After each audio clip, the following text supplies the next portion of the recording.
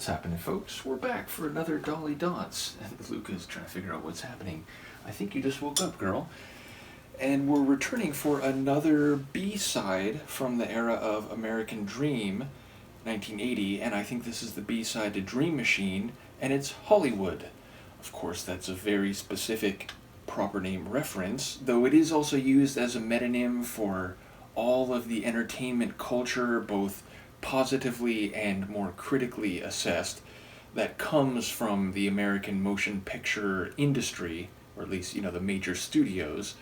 So yes, it's used more narrowly and more broadly in a proper name sense. Of course, you could call someone Hollywood if you thought they were being showy and flashy in their behavior or their styling, so I feel like it could function in some different ways.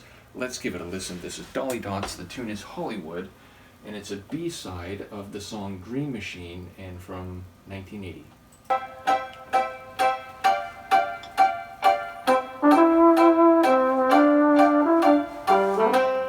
We'd like to show you good old Hollywood, show you the city of the stars. We'll take a ride at Sunset Boulevard, have a drink at Denny's bar, spend the evening dancing at the Strip. We'll have a picnic at Lake Hollywood, lay in the sun and dream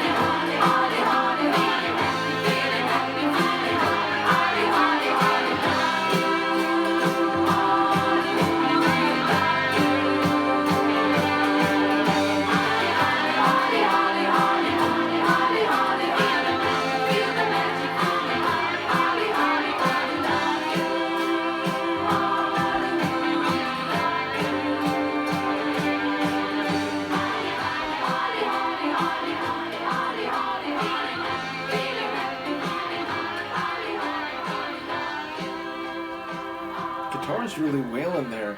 So yeah, it's a fun tune. It's a sweet tune, and it's actually, it certainly takes a positive view of Hollywood, LA, and even Southern California more generally, which is to say Disneyland, which is definitely referenced, is not even in LA County, it's in Orange County. And although I still live very close to it, maybe like a 20-minute drive on the freeway, I used to live like 5, 7 minutes away from it when I was up in Fullerton, which is right next to Anaheim, which is where Disneyland is located. And I spent many summers of my youth going to Disneyland before it became insanely expensive, as I think it is to this day. In any case, the point is, it's a very glowing and idealistic view of Hollywood, but I don't think that's unfair. Meaning, I think Hollywood takes a lot of stick from people, and it's like, oh, it's, this crass, money-making, like, low-quality movie churning out type of industry. And while you can find some legitimacy for saying that, I think it is given too bad of a rap by some cultural commentators, and I think there's a lot of good things that have come out of Hollywood, and I think there is a lot of glitz and glamour in a more legitimate way, and so I don't mind that the song takes a sort of happy view of Hollywood, and it feels like two things. One, a bit throwback, and that brass, which I don't know if that's like a muted trumpet or something, but that brass in particular made me think of like a 60s song, and then it kind of had its solo moment, or at least it came to the front of the track in the latter stages, which I really enjoyed. It also feels like a show tune. It feels like the kind of track that would be in a musical, so I enjoy the like almost stage dancing kind of feel to it, and you can imagine, someone playing what almost sounded like a saloon organ or something. It didn't sound like a proper piano, and it didn't sound like an electric keyboard either. Now, maybe it was just a piano, but it almost, again, had like a saloon organ type of sound. There's definitely, some strings in there. There's some nice little instrumental touches that I could see as part of like a stage musical, meaning like I could see it being a song in a musical, but in the musical they'd be like playing instruments and singing like in the narrative of the show. That's the way my brain was imagining it. And of course we get references to, going to see the Hollywood Walk of Fame, the stars, drinking champagne and like, sitting under the like sun tanning, which incidentally, it's not recommended to consume alcohol while you're out in the bright sun. Your body doesn't like that.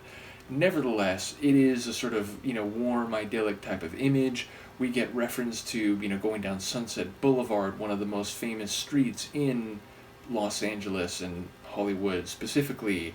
And there were some other, like, place references, like specific place references, like going down the Strip and so on, seeing the different clubs and, going to different, like someone's bar, like, I spent a lot of time in LA, mostly going to, like, record shops and rave parties, as well as some of the, like, more, the Griffith Observatory, Dodger Stadium, and so on. But I haven't really been to, like, the nightclub scene, so I didn't quite pick up on that specific reference. But it suggests a day and an idyllic experience in Southern California more broadly. So it's fun, it's enjoyable, I like the way it's arranged, their voices are evincing that fun, enjoyable afternoon together type of quality. So yeah, definitely an enjoyable tune. It feels like a lot of their songs are fun, and I get why, Arabesque and Dolly Dots, like, I get similar feelings, and there's a sense that, they sound a bit like ABBA, but they each kind of have their own flavor too, so I'm enjoying those journeys. Thank you again to Shafiq. Thank you for the patience. Again, I go through some different deep dives, and I'm also trying to do some things from my own collection, which of course what the Classical Days, or what the Classical Days journeys were all about. So I appreciate the patience as I go through things.